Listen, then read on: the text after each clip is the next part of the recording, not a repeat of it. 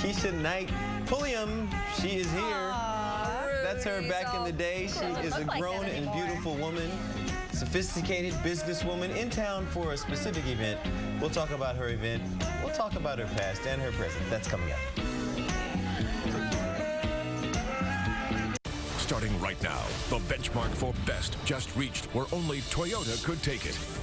Toyota's Better Than Ever event, featuring the fuel-efficient Prius family, including the all-new Prius V, the bigger one.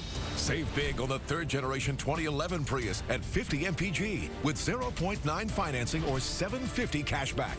Or lease one well-equipped for just $289 a month. Don't miss Toyota's Better Than Ever event. See your Toyota dealer now. You probably think you have to know somebody to hire a great law firm. Well, you do know somebody. You know me, Jeffrey Feiger. You know what I stand for. You know that I fight for my clients' rights. And you know that Feiger Law has 18 of the best trial lawyers in America. Insurance companies, corporations, and government are counting on you to hire a lawyer who'll take any settlement they offer. But who will stand up for you when your life is on the line? We will. If you love to cook, the creativity, the artistry, then why not make it your career? All it takes is the right training. Dorsey Schools can prepare you for an exciting career in culinary arts. As a cook in the culinary field, graduates have career opportunities to work at resorts, cruise ships, country clubs, or renowned restaurants. Get paid to do what you love. Call Dorsey Schools at 866-585-6900. That's 866-585-6900. Call now. We have a moral responsibility not to spend more than we take in. Can't keep buying and spending and passing on debts to our kids. And I'll stop it. My test for the federal government is this. Is this program so critical, so important, that it's worth borrowing money from China to pay for it? It is a moral responsibility to believe in fiscal responsibility. We do, and I do. I'm Mitt Romney, and I approve this message.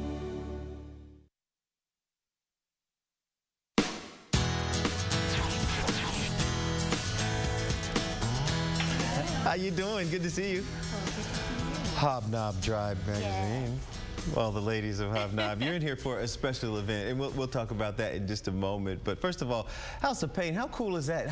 Tyler Perry is like the man. You worked with him before in another movie. What was it? My Dia Goes to Jail. Talk about Tyler Perry and getting into his sphere. Did you have to audition for him, or did you meet him? How did that work out? No, actually, I had met Tyler before we worked together. We both, live in Atlanta. My primary residence is in Atlanta. I'm between Atlanta and LA.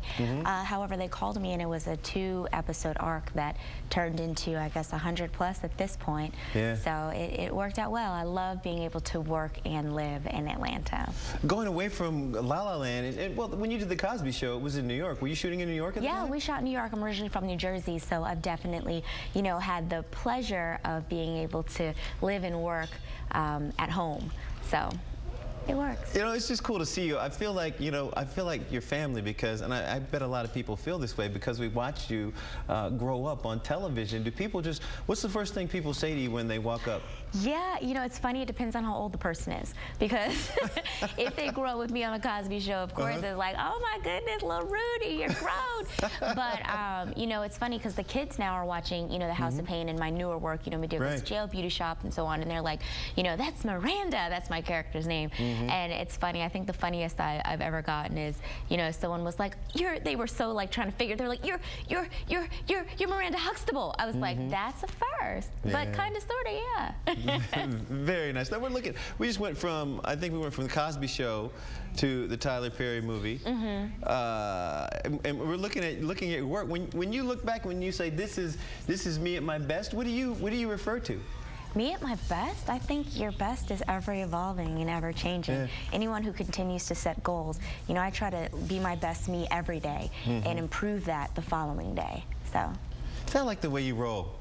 When you were doing the Cosby Show, did you know that you could have not gone to college? You could have lived off the money. You could have done so many things, invested it well, but you chose to go to school. You chose to be active. You chose to devote yourself to charity. Where did that come from? Did it come from Mr. Cosby? I think it's a combination. You know, of course, it was a wonderful environment, and learning from such greats as, you know, Mr. Cosby, Felicia Rashad, and so on, and all the people he brought on the show that I had the opportunity to meet, from Dizzy Gillespie to Sammy Davis Jr.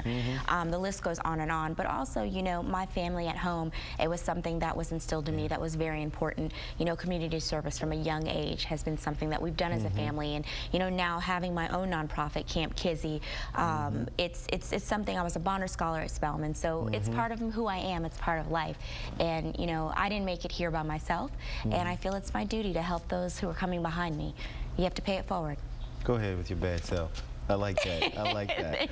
All right, let's talk about what you're doing here. You're hosting a seminar, the Charles H. Wright Museum of African American History. It has to do with Hobnob Drive magazine, but I'll let you explain. Yes, absolutely. Hobnob is part of Steed Media, and in conjunction with McDonald's is a sponsor for it as well.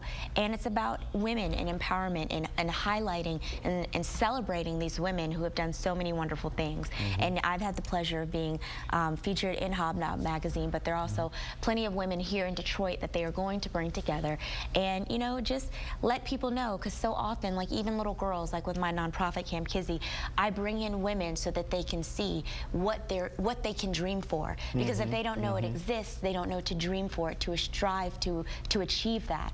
So it's about education and letting people know, and bringing that network together so that you can work together and, you know, help support one another in your endeavors and in your goals, and it's important.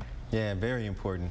I have to backtrack for a moment. When you were in college and guys had to, you know, hit on you or ask you out, was it difficult for them? Because, you know, you're you and all, and you're a grown, beautiful woman, but still, people must have been like, Rudy! Oh, yeah, of course. You know, you got some of both. You got the ones who are intimidated. You got the ones who liked it because of, you know, what I did for a living opposed to me. Right. You know, it's a mixed bag. It comes with it.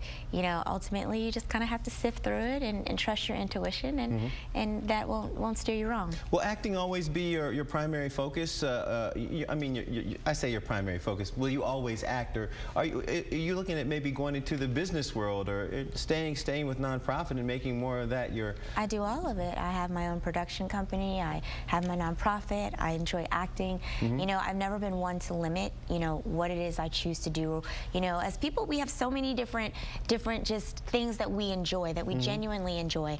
And it's the same thing that I tell people. You have to follow your passion, and your passion usually doesn't, it can have a multiplicity of areas. It doesn't have to be a one-track thing. So all of those things, you know, combined. I love cooking. I love, you know, so many different things. So, well, yeah, why do you have to choose?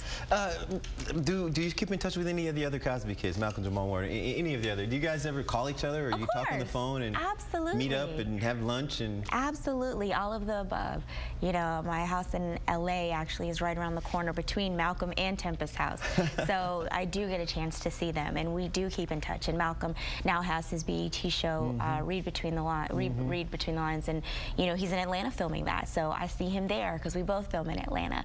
So we definitely keep in touch, absolutely. Well, it's been a pleasure. I really appreciate you coming in. Thank you. You know, it's just good to see you. I feel like, you know, your family, I watch you all the time. And plus, we're going to have to go back to that clip and hear you sing that one song. Oh, yeah, people love that one. We just love that part. Can we use that on the way to break? And before we go to break, though, let me give you the information on the event tonight, if we can put it back on the screen one more time. Charles H. Wright Museum, African American History. Today, 6, Female Success Business Seminar. Keisha and I, Pulliam, will be there.